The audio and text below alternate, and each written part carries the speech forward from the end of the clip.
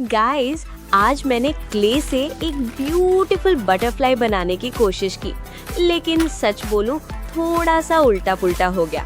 पहले मुझे लगा मैं आर्टिस्ट बन चुकी हूँ, फिर जब देखा बटरफ्लाई मुझे ही देख के बोल रही थी, ये क्या बना दिया।